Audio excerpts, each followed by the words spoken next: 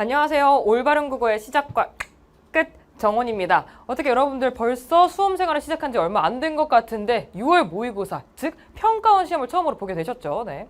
아마 여러분들이 푸셨을 때 저도 여러분들이 풀 때 똑같이 같이 풀어봤는데 약간 쉽다, 좀 많이 쉬웠다, 컷이 조금 힘들어서 아이들이 되게 하겠다라는 생각이 바로 들더라고요. 네.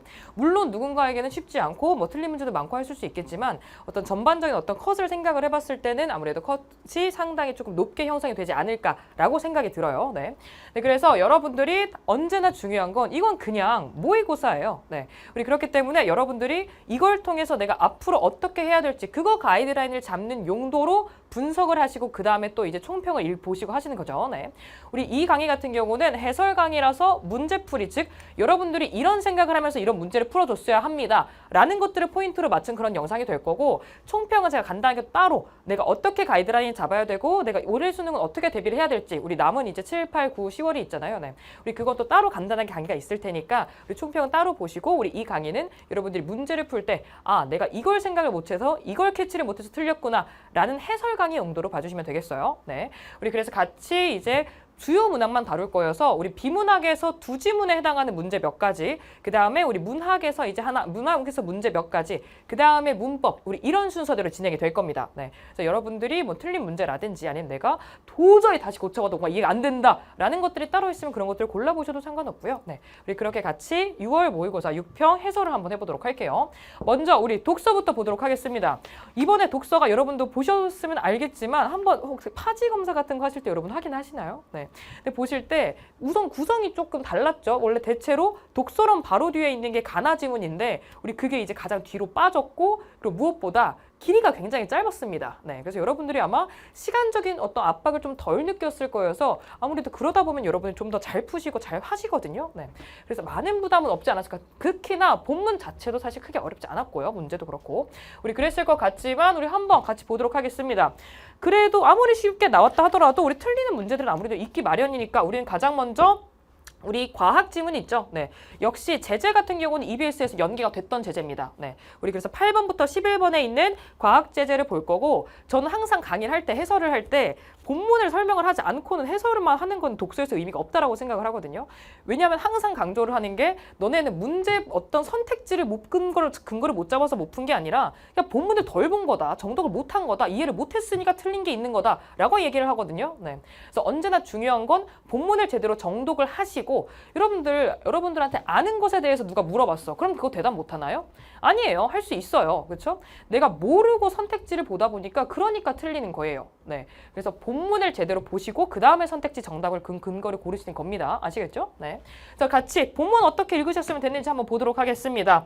제가 표시하는 것들은 어떤 위주로 가주시면 좋을 것 같냐면, 저는 그 밑줄이라든지 그런 것들을 최대한 하지 말아라 라고 얘기를 하거든요. 네. 뭐 핵심어 정도는 동그라미 칠 수 있겠고, 혹은 내가 정말 이해가 안 되는 게 있으면 간단하게 뭐 메모를 남기든가 그런 것들은 할 수 있겠는데, 뭔가 동그라미 치고 밑줄 치고 세모 치고 이런 것들을 좀 덜 해도 되지 않을까. 왜? 우리 여러분들이 진짜 알고 여러분들이 선택지를 가셔야 되는데 구조만 빼게 돼요. 그러다 보면. 즉, 이 문단에서 뭐가 중요하고 뭐에 대한 얘기를 하는 거고, 우리 그것만 물어보지는 않잖아요. 문제에서. 네. 실제로 알고 가야 되는데 그런 식으로 표시를 하다 보면 자꾸 중요한 것만 뽑아내게 됩니다. 그 외의 정보들을 자꾸 놓치시게 돼요. 네. 그래서 저는 여러분들이 어떤 걸 위주로 제 해설을 들어줬으면 좋겠냐. 우리 문단을 누적해서 위에 나와 있던 정보 밑으로 끌고 내려오면서 이해하면서 그렇게 읽어주는 게 중요하거든요. 네.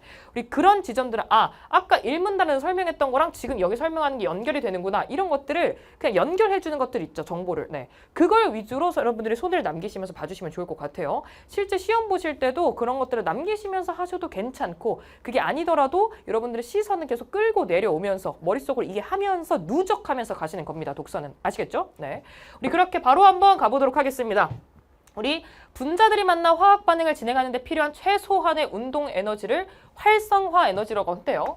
이게 뭔지에 대한 것들이 이제 계속해서 밑에 누적이 될 거잖아요. 그러니까 뭐 핵심 어가 될 테니까 그런 것들은 그냥 확인 한번 해주시고, 활성화 에너지가 오케이, 최소한의 운동 에너지가 활성화 에너지구나. 그런 어떤 반응을 일으키게 하기 위해서 오케이, 이해합니다. 그렇죠? 그 다음에 활성화 에너지가 작은 반응은 그게 큰 운동 에너지를 가진 분자들이 많아서 반응이 빠르게 진행이 됩니다. 우리 활성화 에너지가 작은 반응이 더 빠르구나라는 것들을 이해를 해주시면 됩니다. 그쵸? 네. 우리 그렇게 그 활성화 에너지를 조절해서 반응 속도에 변화를 주는 거를 우리는 촉매라고 한대요. 오케이. 활성화 에너지라는 게 이런 애고, 걔를 조절해가지고 반응 속도를 바꿔주는 걸 촉매라고 하는구나. 이해하시고요? 그쵸? 우리 그렇게 반응 속도를 빠르게 하는 능력, 우리 그런 촉매가 어떻게 빠르게 하니 그 능력을 촉매 활성이라고 한대요. 그렇구나. 가져갑니다. 네. 우리 촉매는 촉매가 없을 때와는 에너지가 다른 그리고 새로운 반응 경로를 제공하게 된대요. 아예 다르고 아예 새로운 경로를 해가지고 그 반응을 다르게 하는구나 라고 보시면 되겠죠. 그렇구나 보시고요. 우리 화학산업에서는 주로 고체 촉매가 이용되는데 오케이 고체 촉매가 주로 이용되는구나 정도로 봐주시고요. 액체나 기체인 생성물은 촉매로부터 분리하는 별도 공정이 필요 없다. 액체나 기체인 애들은 어떤 별도의 공정이 필요한데 얘는 그런 단계가 간단하니까 가장 많이 쓰입니다라는 얘기를 하는 것이겠죠. 네. 우리 그래서 고체 촉매는 대부분 활성 성분, 지지체, 증진제로 구성이 된대요. 그렇구나 하면서 얘가 활성 성분과 지지체와 그 다음에 증진제로 주로 구성이 될 거라면서요. 그럼 앞으로 그 다음 분달에서 뭐에 대한 정보가 나오겠어? 우리 고체 촉매와 관련해서 활성 성분 얘기하고 지지체 얘기하고 증진제 얘기를 하겠죠. 네. 우리 그래서 이런 애들로 구성이 되는데 그거 하나하나가 어떻게 어떤 역할을 하고 어떤 기능으로 어떤 그런 것들이 설명이 되겠구나 라는 것들을 생각하시면서 다음 문단 바로 가시고요. 물론 저는 해설을 하니까 이렇게 말로 천천히 풀어서 얘기를 하는 건데 여러분들이 읽는 동시에 이런 사고 과정이 조금 빠르게 바로 일어나면서 가셔야 됩니다. 아시겠죠? 그래서 다음 문단 가시면 두 번째 문단 가시면 우리 그렇게 활성 성분 그중에 가장 먼저 나와 있었던 활성 성분에 대한 얘기를 하네요. 그렇죠? 우리 그러면서 활성 성분은 그 표면의 반응물을 흡착시켜 촉매 활성을 제공하는 물질이다. 표면의 반응물을 흡착시켜서 촉매 활성을 제공한대요. 오케이. 표면에 이걸 흡착시키는 애가 활성 성분이구나 를 해주시면 되겠죠. 네. 그러니까 촉매가 촉매 활성이 될 수 있도록 우리 반응물을 붙여주는 애구나 라고 생각을 하시면 되고요. 우리 고체 촉매작용에서는 반응물이 먼저 활성 성분의 표면에 화학 흡착이 되고 우리 먼저라고 했으니까 과정이 나오네요. 우리 과학에서는 과정 아주 중요하게 봐주셔야겠습니다. 네, 우리 그래서 바로 보시면 먼저 활성 성분의 표면에 화학 흡착이 반응물이 먼저 될 거래요. 그쵸? 우리 그렇게 흡착된 게 표면에서 반응해서 이제 반응이 일어나서 생성물로 변환이 되고요. 그쵸? 우리 그러면서 이제 표면에서 탈착되는 과정. 이런 식으로 일어나는구나. 그 과정을 캐치 하나 해주시고. 네. 우리 그런 것들을 해서 반응이 완결이 된대요. 그렇구나. 보시고요. 우리 금속은 다양한 물질들이 표면에 흡착될 수 있어서 여러 반응에서 성분으로 사용된다. 아까 금속 많이 사용된다라고 하는 게 우리 다양한 물질들을 할 수 있다는 장점이 있어서 금속이 활성 성분으로 잘 쓰이는구나. 읽어주시고요. 그렇죠? 그리고 이제 예를 들면이라고 나와 있는데 비문학에서 예를 들면은 중요하지 않다라고 생각해서 넘기는 그런 파트가 아닙니다. 왜? 우리 과학 교과서 같은 것들을 보시면 그림이나 표 같은 거 되게 많이 나오거든요. 네. 우리 근데 그런 정보를 어떻게 줄글로 전달해 주는 거잖아. 그렇죠? 우리 이거를 그 정보들을 이미지화를 하라고 예시나 그림을 주는 겁니다. 네, 예시가 나왔다라는 건 우리 이 과정 중에 어떤 과정이 지금 여기에 나와 있는 건지 그걸 조금 상세하게 봐주셔야겠죠. 네, 우리 그렇게 보시면 암모니아를 합성할 때, 얘를 합성하고 싶을 때는 그 활성 성분을 우리 아까 철로 들었대요. 그렇죠? 금속 중에 하나겠죠? 네, 철을 활성 성분으로 사용하는데 이때 얘 반응물이겠죠? 끌고 내려오시는 거예요. 그렇죠? 반응물인 수소와 질소가 철의 표면에 활성 성분의 표면에 흡착될 거라며, 그쵸? 우리 그 끌고 내려와서 보시면 흡착되어서 각각 원자 상태로 분리된다. 그렇게 되는 것이구나. 우리 이 예를 들면으로 나와 있던 걸 통해서 이 과정을 끌고 내려와서 이해를 해주시는 거예요. 왜? 우리 과정이 나오고 뭔가 예시가 나오잖아요. 근데 우리 그러면 그걸 예시를 통해서 이해한 게 우리 구체적인 사례라든지 아니면 보기 딸린 문제라든지 그런 걸로 연결이 되기가 좋습니다. 네. 그래서 그걸 통해서 이해를 해주셔야지 다른 파트에 가서도 여러분들이 이해를 하시고 풀 거예요. 네. 우리 그렇게 보시고 우리 그렇게 흡착된 반응물은 전자를 금속 표면에 원자와 공유하면서 안정화가 된대요. 그런 안정화라는 얘기가 또 새로 나왔네요. 그렇죠? 우리 그렇게 반응물의 흡착 세기는 금속의 종류에 따라 달라진대요. 우리 반응물마다 흡착이 된다라고 했는데 그 흡착의 세기는 어떤 금속으로 할 거냐에 따라서, 즉 어떤 활성 성분으로 할 것이냐에 따라 달라진 걸 아는데요. 그렇죠? 우리 이때 흡착 세기가 적절해야 되는데 왜 그러냐면 약하면은 흡착량이 적어서 활성이 낮을 거고요. 우리 약하면 흡착량 자체가 적어서 활성이 잘 안 됩니다라는 것. 또 너무 강하면 너무 지나치게 안정화돼서 우리 이 둘이 왜 단점이 생기는지, 촉매 활성이 왜 안 되는지 이유가 다른 것이죠. 그렇죠? 세기에 따라서. 우리 그거를 이제 이해를 해주시고, 우리 그렇게 일반적으로 고체 촉매에서는 반응에 관여하는 표면의 활성 성분 원자가 많을수록 촉매 활성이 높아지고, 그렇죠? 그런 얘기를 하고 있는 거잖아요. 우리 역시 또 뭐가 나와 있는 거냐? 어떤 비례 관계라든지 그런 것들이 나와 있잖아요. 그렇죠? 활성 성분 원자가 많을수록 촉매 활성이 높아질 거래요. 아, 활성을 잘 하고 싶으면 원자가 많아야겠구나, 활성 성분 원자가. 이런 것들을 이해를 캐치를 해주시고요. 네. 이런 애들이 나올 때는 문제로 구성이 될 거니까 이해를 제대로 한번 하고 다시 제대로 보고 넘어가시라는 얘기입니다. 네. 모든 과학 지문에서 그럴 거예요. 네. 우리 그렇게 봐주시고 다음 문제 가시면, 우리 그렇게 금속은 열적 안정성이 낮아서 화학 반응이 일어나는 고온에서 우리 서로 달라붙어서 큰 입자를 이루게 되는데 그걸 소결이라고 한대요.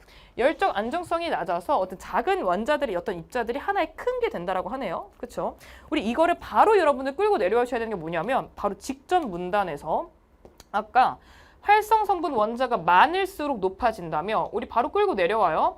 우리 원자들로 이루어진 입자들이 달라붙어서 크게 된 거래. 그렇죠? 그럼 뭐겠어요? 아까 원자가 많을수록 좋다며. 그럼 작은 것들이 이렇게 모여가지고 소결이 돼가지고 하나로 뭉쳐져요. 그럼 많아지는 게 적어진 거지. 그렇죠? 그렇게 크게 하나가 돼버리면, 아, 그러면 활성이 잘 안 되지 않을까? 활성 반응이 잘 안 되지 않을까?라는 것들을 생각을 해주시면서 끌고 내려오시는 거예요. 계속해서. 네, 아마 이렇게 끌고 내려와 버릇하는 지점들에서 아마 문제들이 출제가 될 겁니다. 네, 우리 그렇게 보시고, 우리 입자가 소결되면 금속 활성 성분의 전체 표면적은 줄어든다. 그렇죠? 소결되면서 하나하나에 작게 이렇게 있는 것보다 하나로 뭉쳐지면 그럼 당연히 표면적이 줄어들 거잖아요. 그럼 당연한 이해해 주시고, 우리 그렇게 자, 이러한 문제를 해결하는 게 바로 지지체다. 아까 첫 번째는 활성 성분이었고 두 번째가 지지체였거든요. 그 지지체에 대한 설명을 이제야 시작을 하네요. 소결을 통해서. 네. 우리 작은 금속 입자들을 표면적이 넓고 열적 안정성이 높은 지지체의 표면에 분산하면 우리 이런 촉매 활성 저하가 억제된다. 우리 그래서 소량의 금속으로도 활성 성분으로 사용하는 고체 촉매 활성을 높일 수 있다. 아, 이게 이런 걸 도와주는 것이구나를 보시면 되겠죠? 네. 우리 그 다음에 증진제에 대한 얘기가 나오네요. 우리 증진제는 촉매 소량 포함되어서 활성을 조절한다. 활성 성분의 표면 구조를 변화시켜서 이걸 억제하기도 하고, 혹은 전자 밀도를 변화시켜서 세기를 조절하기도 한다. 아까 세기에 대한 얘기 나왔고요. 그 위쪽에서. 그 다음에 소결에 대한 얘기는 바로 위에서 나와 있었어요. 누적해서 끌고 내려와서 문제 봐주는 겁니다. 이해가 되시죠? 네. 우리 그런 것들을 해주는 게 증진제구나 라고 보시고, 우리 그렇게 고체 촉매는 활성 성분이 반드시 있어야 되는데 추가적인 개념 나오네요. 간단하게. 경우에 따라서 우리 지지체나 증진제 같은 경우는 없기도 하대요. 아, 이 세 개 중에서 우리 활성 성분은 무조건 있어야 되지만 얘네는 없을 때도 있구나 정도로 보시면 되겠죠. 우리 그렇게 여러분들이 읽어주셨으면 됐겠고, 그러니까 이런 생각들을 하시면서 읽어주셨으면 문제가 굉장히 간단히 풀릴 겁니다. 무슨 얘기냐? 우리 독서 같은 경우는 본문에서 힘쓰시고 시간 쓰신 다음에 우리 정답의 근거는 비교적 명확하고 빠르게 걸고 넘어가시는 게 베스트예요. 네. 물론 시선을 왔다 갔다 하는 게 없을 수는 없지. 국어니까 당연히 없을 수는 없어요. 네. 근데 이게 명확하게 잡히는 거는 본문에서 시간을 쓰셔야 된다는 얘기입니다. 네. 그래서 우리 시험을 출제하는 게 다 어떤 데서 출제가 되냐면 과학지문 같은 경우는 이런 것들에서 출제가 될 것이고, 그 다음에 정보 계속 누적해서 연결하라고 했던 지점들 있죠. 네. 그런 데가 중요한 거니까 정보가 누적이 되는 거예요. 정보가 조금 더 구체화되는 것이고 계속해서 나오는 것이고 조금 더 상세하게 나오는 것이고, 그래서 그런 데서 나올 거니까 그렇게 정보를 끌고 내려오는, 아, 위에서 나왔던 것들 이러면서 계속 끌고 내려오면서 읽는 연습, 그게 가장 베스트입니다. 네. 우리 그렇게 보시고요. 우리 9번이랑 10번의 정답 근거 간단히 한번 설명을 드려보도록 할게요. 우리 기역의 촉매 활성을 높이는 방법이래. 기역에서 금속을 활성 성분으로 사용하는 고체 촉매, 우리 촉매 활성 문제에서 촉매 활성을 높이는 방법이래요. 그럼 어떨 때 촉매 활성이 잘 일어나는지가 본문에서 있었을 거잖아요. 그렇죠? 우리 거기를 시선을 우선 가주시면 우리 두 번째 문단의 마지막 부분 한번 볼게요. 아까 활성 성분 원자가 많을수록 흡착이 많을 거라며 우리 그거랑 연결된 게 이제 그 뒤에 나와 있던 소결에 대한 개념이었거든요. 그렇죠? 그게 있는 게 바로 기억과 부분이기 때문에 그 부분 딱 눈 가주시면 이제 원자의 개수, 그렇죠? 그것과 연관된다는 게 사실 비교적 1번이 명확하게 보였으면 좋겠습니다. 본문 독해를 여러분들이 정독을 제대로 하셨으면 1번을 비교적 빠르게 고르실 수 있을 거예요. 근데 아마 내가 본문 독해를 제대로 정독을 안 하고 빨리 넘어갔으니까 네, 그러면은 9번이 안 보이게 됩니다. 네, 우리 그렇게 가주시면 되겠고, 우리 10번 같은 경우는 우리 이게 하나하나 이제 선지를 보니까 반응물에 해당한다, 활성성분에 해당한다, 뭐 증진제에 해당한다 이런 것들이 나오는 걸 보니 거기에 나와 있는 그냥 걔네 역할이 있잖아요. 그게 어디에 대응하는지 우선 딱 보기를 읽었을 때 우리 아세틸렌이라고 딱 나와 있는데 걔를 이제 공정을 통해서 변환시킬 거래. 그럼 당연히 얘가 반응물이 되겠죠? 네. 그 다음에 공정에서 사용되는 고체 촉매는 필라듐이래요. 그러면은 고체 촉매는 필라듐 금속 입자를 표면에 분산시킨대. 활성 성분 표면에 이렇게 하면서 될 거라면서 촉매가, 그렇죠? 그러면은 우리 팔라듐, 네, 팔라듐이 활성 성분이겠구나 라고 여러분들이 캐치를 해주시면 되는 것이고, 그렇죠? 우리 그런 다음에 우리 여기에 실리카는 표면적이 넓고 열적 안정성이 높다라면서 얘기를 하는 게 이제 얘는 지지체겠구나. 우리 규소를 소량 포함시키면은 표면 구조가 변화돼서 소결이 억제된다. 얘는 그럼 증진제겠구나 라는 것들, 그렇죠? 또한 은을 소량 포함시키면 밀도가 높아져서 세기가 조절된다. 역시 얘도 증진제에 대한 설명. 그 본문에 나와 있는 설명이랑 역할이 명확하게 바로 연결이 되거든요. 즉 본문의 어떤 난도보다 문제의 난도가 굉장히 낮습니다. 쉬웠다는 얘기예요. 근거가 명확히 바로바로 보일 수 있는. 네, 우리 그렇게 10번에도 4번을 골라주시면 되겠습니다. 라고 보시면 되겠고요. 네, 우린 그 다음으로 이제 어디를 갈 거냐면 바로 뒤에 있는 지문 있죠. 가나가 연계되었던 지문. 네, 우리 얘네 볼 텐데 우리 가지문 같은 경우는 애초에 그 우리 수능 특강이랑 연계되는 어떤 그런 제재기도 했고요. 그리고 아마 크게 어렵지 않지 않았을까. 근데 여러분이랑 어떤 문제를 같이 풀려고 제가 나지문을 가지고 왔냐면 14번 문제를 풀고 싶어서 가지고 왔거든요. 우리 가지문 같은 경우는 따로 설명을 하지 않고 나지문만 본문을 같이 본 다음에 14번 답을 이렇게 딱 골라내셨으면 좋았겠다라는 얘기를 한번 해보도록 하겠습니다. 우리 나지문 바로 한번 가보도록 할게요. 우리 일반적으로 지각에 대한 얘기 하네요. 이건 몸의 감각기관을 통해 사물에 대해 아는 것을 의미한다. 일반적인 의미에 대해서 얘기를 하고 있고, 그렇구나. 우리 이런 지각에 대해서 분석할 때 두 가지를 만나게 된대요. 첫 번째는 사물과 내 몸은 같이 몰두다 물질 세계에 있다라는 거. 그 지각하는 대상물이 있을 것이고, 그리고 지각하는 주체인 내가 있을 것 아니에요? 네. 우리 이 대상도 그렇고 나도 그렇고 전부 다 물질 세계에 존재합니다. 우리 그런 것들을 지각이라고 하는 거니까. 그렇죠? 오케이. 그렇게 하나 체크를 해주시고, 두 번째는 우리 그거에 대한 의식은 물질 세계에 없다라는 거네요. 그렇죠? 대상도 주체도 물질 세계에 있는데 지각을 하고 난 어떤 그 의식은 그건 물질 세계에 없습니다라는 얘기를 하는 것이네요. 우리 그렇게 몸으로서의 나는 사물과 같은 세계에 속하면서 의식으로서의 나는 사물과 다른 세계에 속한다라는 거네요. 그렇죠? 그렇게 몸의 나는 물질 세계고요. 나의 의식은 물질 세계에 없습니다라는 얘기를 이렇게 분리해서 얘기하고 있습니다. 네. 우리 이에 대해서 객관주의 철학의 입장은 두 가지로 나뉜대요. 우선 의식을 포함한 모든 것을 물질로 환원해서 의식은 물질에 불과하다라고 주장하거나 의식은 그냥 물질 중 하나일 뿐입니다 라고 보는 입장이라든가, 아니면 의식은 물질이랑 구분되는 독자적인 애입니다 라는 두 가지, 첫 번째 입장과 두 번째 입장이 얘네구나. 얘네들의 차이를 바로 캐치하면서 읽으실 수 있겠죠. 크게 어려운 정보는 아니니까. 네, 우리 그렇게 전자에 의하면, 얘에 의하면 의식은 그냥 물질이다라고 보는 입장이죠. 우리 걔는 사물로부터의 감각 자극에 따른 주체의 물질적 반응이다. 그냥 어떤 감각 자극이 있었고 그거를 어떤 물질적으로 반응한 것이다 라고 보는 게 첫 번째 입장이래요. 그렇죠? 그 다음에 이렇게 의식은 물질이랑 구분되고 독자적인 따로 실체가 있습니다 라고 보는 애에 의해서는 우리 지각은 감각된 사물에 대한 주체, 즉 의식의 판단으로 이해된다. 지각은 주체, 즉 의식의 판단이구나라는 어떤 그 점에서 얘랑 어떻게 다른지를 잡으시면 되는데, 다른 점을 말해놓고 뭐라고 얘기하고 있냐면 이처럼 양자 모두 이제 얘네 다른 점을 비교를 하게 해준 다음에 갑자기 공통점에 대한 이야기를 하고 있어요. 그렇죠? 얘네 모두 주체와 대상의 분리를 전제한다. 주체랑 대상이 다르니까 얘네들은 그냥 주체랑 우리 대상이 다르다. 그렇다면 그 안에서 의식이 뭐냐라고 봤을 때 의식은 그냥 물질적인 그겁니다. 라든지 아니면은 걔는 다 독자적 실체입니다. 라고 보는 거겠죠. 근데 둘은 뭐가 똑같다? 주체와 대상은 다르다라고 보는 것이죠. 그렇죠? 그리고 그거에 따라서 지각을 이해한다라는 것입니다. 네, 우리 그렇게 주체와 대상은 지각한다라는 어떤 그 과정 이전에 이미 어떻게 각각 존재한다라는 거죠. 실제한다라는 얘기를 하는 겁니다. 네. 우리 그 다음 보시면 하지만 그럼 방금 왜 하지만이라는 게 나왔겠어? 여러분들 생각할 수가 있겠죠. 바로 읽으시면서 방금 두 가지 어떤 입장이 있다라면서 두 가지의 차이 비교할 수 있게 만들어 놓고 갑자기 공통점에 대한 얘기를 했어요. 걔네의 공통점이 뭐다? 우리 주체랑 대상은 각각 따로 그 이전에 지각 이전에 실제한다라는 게 걔네의 공통점이래. 그럼 하지만이 나오자마자 뭐겠어요? 그 공통점, 걔네가 전제하는 그 공통점 자체에서 뒤바꾸는 어떤 의견을 제시하는 게 나오겠죠? 네. 우리 그렇게 지각은 주체와 대상이 각자로서 존재하기 이전에 나타나는 얽힘의 체현이다. 걔네가 각자 존재하는 게 아니라 우리 지각이라는 것은 각자 그런 게 아니다라는 얘기를 하면서 그걸 반박하고 있는 것이죠. 네. 예를 들어 다른 사람과 손이 맞닿을 때 내가 누군가의 손을 만지는 동시에 나의 손 역시 누군가에 의해 만져진다. 감각하는 것 동시에 감각되는 것이 되는 얽힘의 순간에 나는 나랑 그 순간이 있으니까 나랑 대상이 구분이 된다라는 거예요. 그렇죠? 그러니까 나랑 대상의 어떤 구분이 미리 있는 게 아니라 내가 그걸 지각을 하면서 구분이 된다라는 것이죠. 네.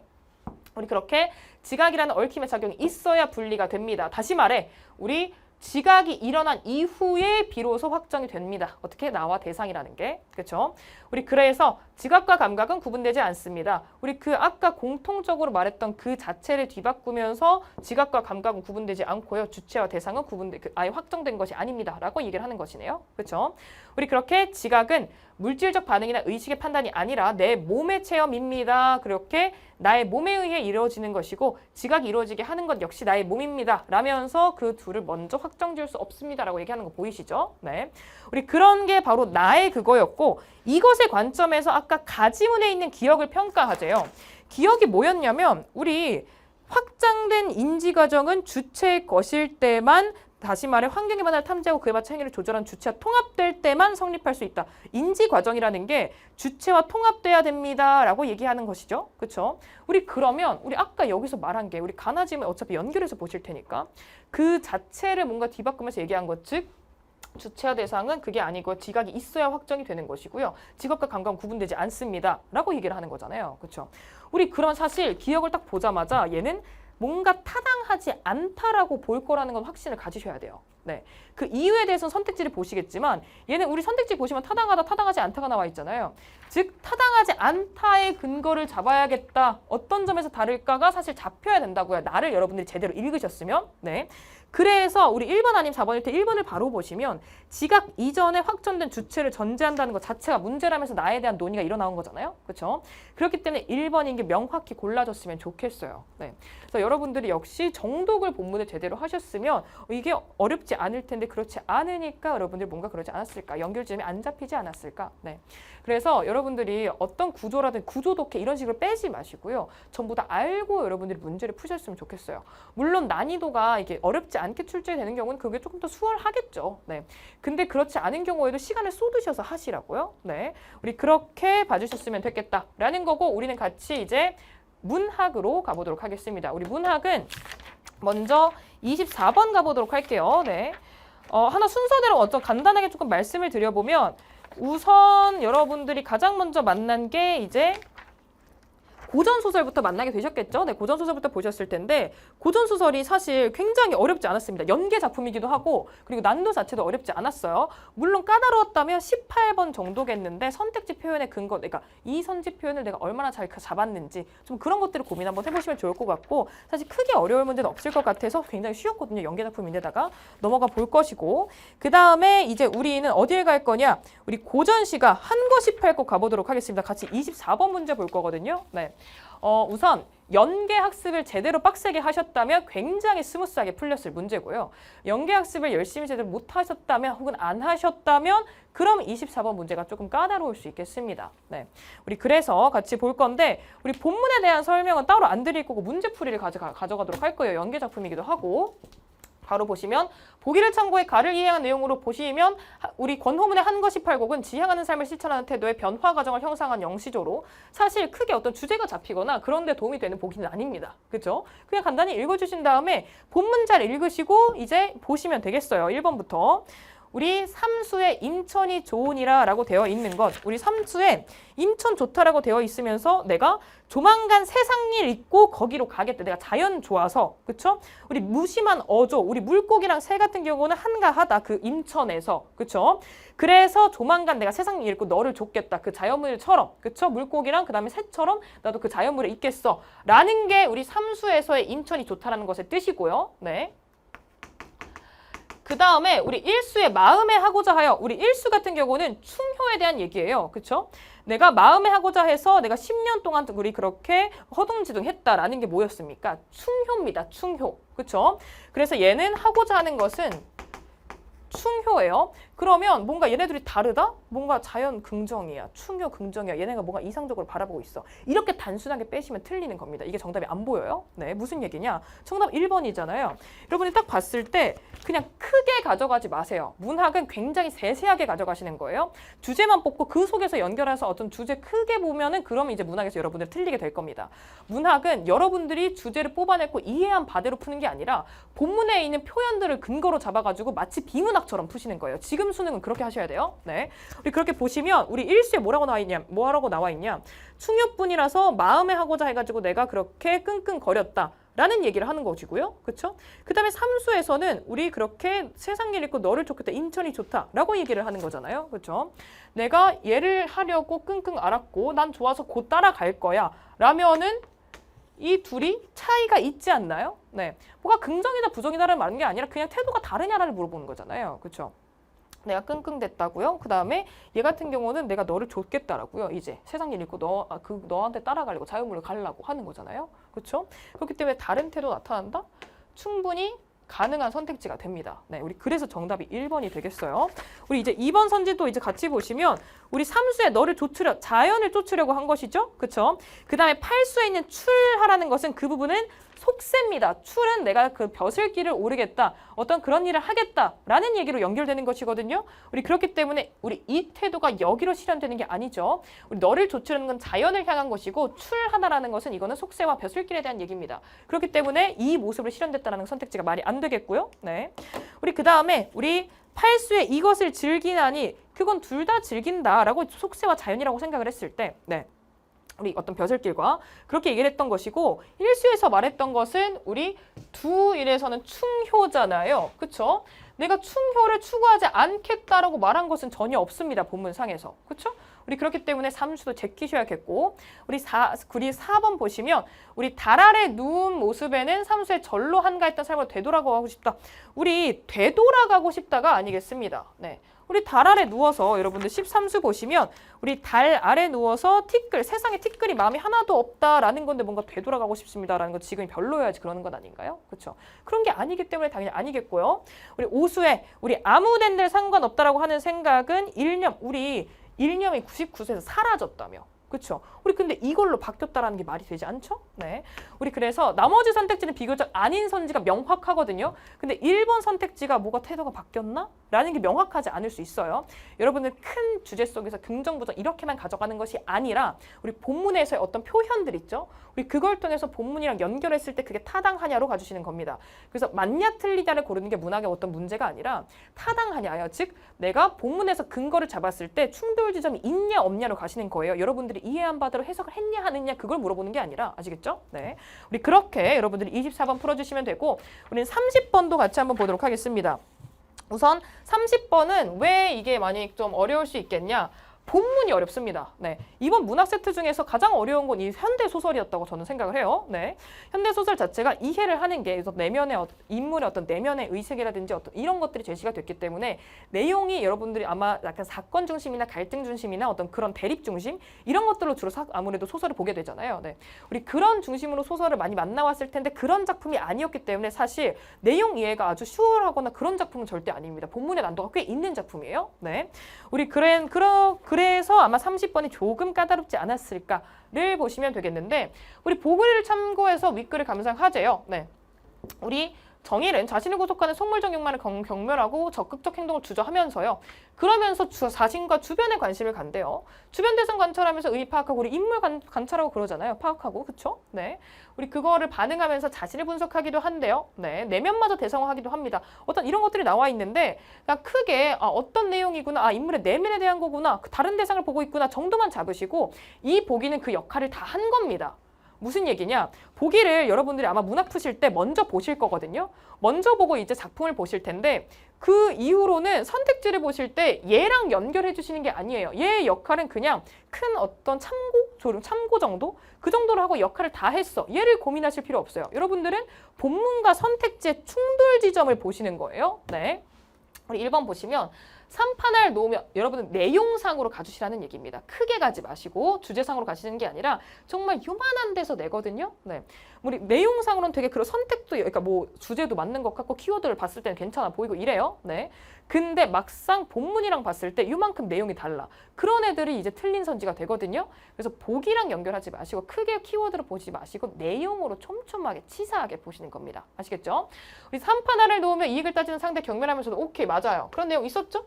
3판알이 올라가는 것을 주목하는 거 맞아요. 네, 우리 그러면서 본인의 어떤 속물적 용량으로 자유롭지 못한 것 타당하죠 연결하는 게 그렇죠. 그러니까 맞아 라고 가시면 되는 거고요. 네, 우리 2번 가시면 상대의 웃음에서 공모의사를 읽어냈어요. 읽어낸 거 맞아요. 그렇죠. 그러면서 약간 이랬잖아요. 그렇죠. 그런데 그런 대상을 보면서 그렇게 비웃다가 공모의사 읽어내면서 그 웃음이 그러니까 어이없다고 생각을 하다가 자기도 웃고 있다라는 걸 발견을 하는 게 나오죠. 그렇죠? 그것도 맞습니다. 네. 그다음에 그런 어떤 상대에 대해서 불쾌함을 느낀 것까지도 맞는데 우리 웃음으로 무마하련다? 우리 이 행위가 즉 이렇게 자기도 결국 웃고 있는 것, 자기 자신이 웃고 있는 것 어떤 그런 점에서 상대가 싫어가지고 그냥 웃으면서 넘기려고 하는 것이냐? 그런 내용이 있냐라는 거예요. 네. 선택지만 보면 뭔가 되게 나쁘지 않아요. 네. 근데 실제로 이런 부분이 내용상 있나요? 본문에 없어요. 네, 그렇기 때문에 정답이 2번으로 가준다. 네, 선택지만 봤을 때는 뭔가 말이 굉장히 유려하고 그리고 되게 그럴듯합니다. 원래 문학 선택지들이 다 그래요. 네, 우리 근데 내용에서 그런 것들을 명확하게 찾을 수 있냐? 없다라면 그건 틀린 선택지라고요. 네, 그래서 여러분들 문학을 좀 이런 식으로 접근을 해주셨으면 좋겠다. 문학은 그래서 맞고 틀리고 이게 맞냐 아니냐를 물어보는 게 아니라 타당하냐 타당하지 않냐를 물어보는 거거든요. 네, 즉 본문이랑 내용으로 어떤 연결을 했을 때 이게 충돌이 있냐 없냐를 가주시는 게 문학에서 여러분들 필요한 사세예요. 네, 그다음에 33번 한번 가보도록 하겠습니다. 네, 33번 역시 보기 딸려 있는 이거를 보시면 되겠고 역시 방금 얘기한 거랑 똑같습니다. 네, 제가 방금 설명했던 거랑 똑같이 문학은 보기는 그냥 큰 틀, 어떤 참고를 주고 그 역할을 다 해요. 여러분들은 본문과의 연결 지점 속에서 여러분들이 봐주시면 되는 것이고 네, 그래서 여기는 그냥 크게 어떤 틀로 내가 이걸 읽을까 정도로 그냥 하고 쓰고 그렇군 하고 얘는 제끼시는 거예요. 더 이상 얘는 역할이 없어요. 그 다음에 선택지를 가시면 되는데 우선 본문 한번 읽으셨고 화자가 바라는 세상은 해돋는 아침과 같이 어둠을 벗어나 밝음을 해보았다. 우선 화자가 바라는 세상이 있을 것이고 우리 해돋은 아침에 죽어가리야 라고 얘기하면서 그 죽는 게 곧 부정이냐? 아니죠. 어떻게? 우리 어둠의 꽃송이보다 피 터진 입을 맞추고 마지막 한 방울 피마저 불어넣고 죽어갈 거다 라는 얘기를 하는 거잖아요. 그런 의지를 내비쳤잖아요. 그럼 당연히 우리 이걸 벗어난 것도 맞고 벗어났다란 밝음을 회복한 것도 맞잖아요. 그리고 그걸 이제 화자가 바라는 세상인 것도 맞습니다. 네, 그래서 얘는 괜찮은 선지가 되는 거예요. 타당한 선지가 된다는 얘기입니다. 그렇죠? 2번 선지. 우리 나의 화자가 지향하는 세계에서 대상들은 자유롭게 서고 앉고 반짝이고 이 선택지는 아마 어렵지 않게 바로 오케이를 하셨을 거예요. 네, 지향하는 세계에서 대상들은 이렇게 자유롭게 이럴 것이다 라고 본문에 명확히 나와 있기 때문에 어렵지 않게 했을 것이고요. 그 다음에 가는 꽃송이를 창백한 대상으로 바라보는 거 명확하게 나와 있으니까 맞고 그쵸? 나의 화자는 대상들 각각의 모습을 나타내고 있잖아요. 그쵸? 오케이. 우리 그렇게 해서 각각의 어떤 개별성 드러낸다? 연결하는 게 나쁘지 않죠? 충돌 지점이 없으니까 본문상으로도 맞고 그게 개별성으로 연결했을 때 문제가 되냐? 그렇진 않잖아요. 그러니까 맞는 선지예요. 그렇죠? 4번 가시면 피마저 불어넣는 게 희생적이다. 뭔가 여러분들이 본문을 읽을 때 희생이라는 걸 딱히 못 느꼈다 하더라도 피를 불어넣는다 했을 때 희생? 의지? 좋은데? 맞는 선지죠. 타당하니까. 그쵸? 나의 화자는 대상들이 원하는 바를 실현하기 위해서 자유를 함께 누리려는 태도. 그치? 화자는 자유, 대상들과 함께 그러겠다면서요. 그 언어 얘기를 하면서. 그쵸? 역시 맞으니까 얘는 비교적 어렵지 않았을 거고요. 그 다음에 5번 선지가 얘네를 정답을 고르는 것보다 얘가 정답인 걸, 그러니까 얘네가 아닌 걸 고르는 것보다 얘를 정답으로 고르는 게 좀 까다로운 그런 선택지라서 조금 난이도가 있었습니다. 무슨 얘기나 정말 촘촘하게 보셔야 되거든요. 아까도 말했지만 크게 보는 게 아니에요. 우리 붉은 마음을 받쳐서 부재하는 임을 기다리는 거 가는 맞습니다. 그쵸? 그거 받치면서 기다린다며. 맞죠?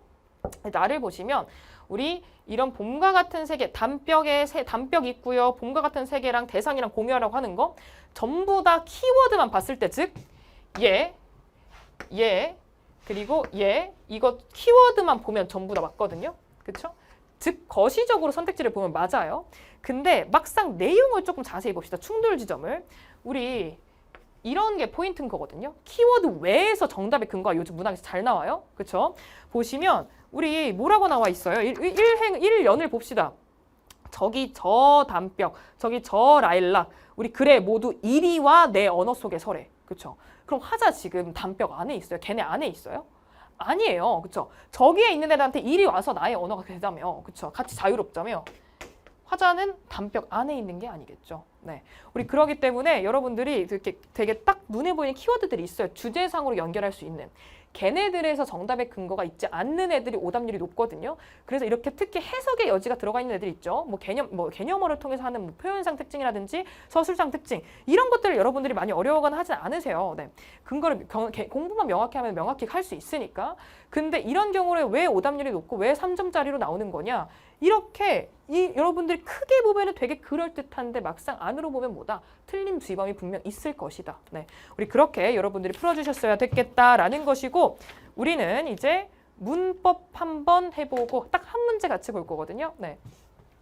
문법 같은 경우는 혹은 화작도 마찬가지고요. 사실 문제가 크게 특색이 있거나 하진 않았습니다. 다른 데에 비해서 어떤 비교를 했을 때 어떤 그런 것은 아니었지만 같이 뭔가 좀 어려울 법한 문제가 있어서 여러분들이 37번을 조금 힘들어하지 않았을까 싶어요. 왜? 물어보는 게 많으니까요. 네. 그래서 문법의 37번 문제 전체를 가져오진 않았고요. 우리 이거 선택지 하나씩 보면서 이거 분석을 해보려고 우리 뭘 요구했냐면 우리 A 같은 경우는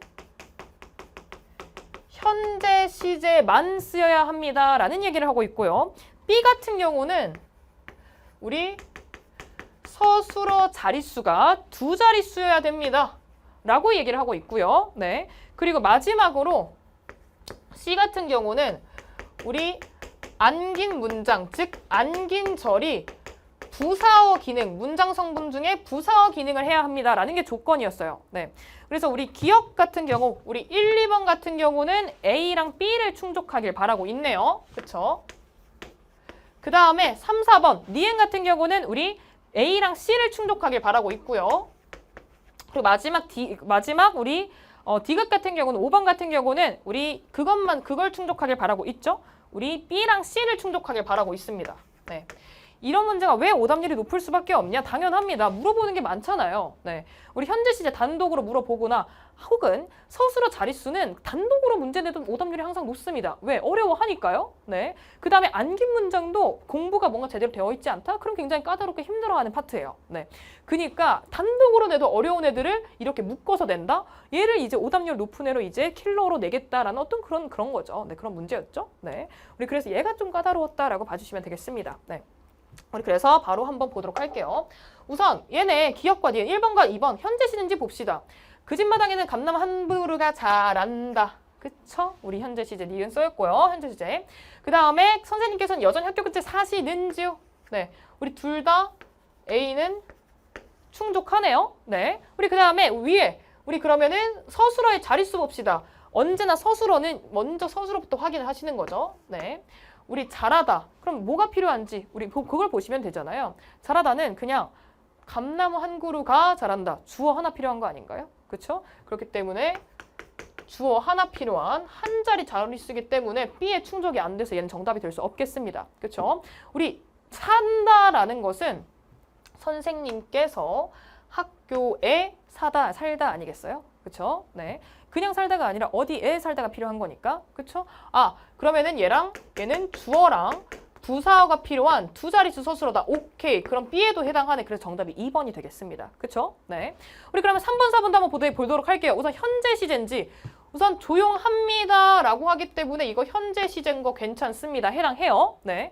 우리 니은 같은 경우는 너 오늘부터 아침으로 과일만 먹기로 마음 먹었니? 라고 하네요. 우리 그 마음을 먹은 상태가 현재 아까 과거에 있었어서 지금까지 지속이 되니 그걸 물어보는 거니까 과거 시제 선을 말하면 어쓰인 거 명확하죠? 그렇기 때문에 A에 해당 안 됩니다. 네, 우리 그래서 4번은 우선 제끼셔야겠고요. 네, 그 다음에 우리 니은도 이제 3번 바로 다시 보시면 얘네들 안긴 문장 보셔야 되잖아요. 그쵸? 우리 안긴 문장 혹은 이어진 문장 이렇게 겹문장은 주술 관계가 몇 번 나오냐잖아요. 그쵸? 네, 우리 산 중에 있다? 무엇이 산 중에 있다? 기 때문에 우선 서술어 또 있어. 주술관계 있어요. 그 다음에 여기는 조용하다라는 주술관계 있어. 주술관계 여러 번 나왔네. 그럼 우선 겹문장이에요. 그럼 이거 안겨 있나요? 아니지. 우리 무엇이 여기가 산 중에 있다라는 것 그리고 여기가 도시보다 조용하다라는 두 가지 문장을 그냥 이어준 겁니다. 그렇죠? 우리 종속적으로 이어준 거기 때문에 그래서 얘는 C에 해당하지 않아요. 그래서 정답 될 수 없죠. 네. 얘 보시면 우리 안긴 문장 찾아봅시다.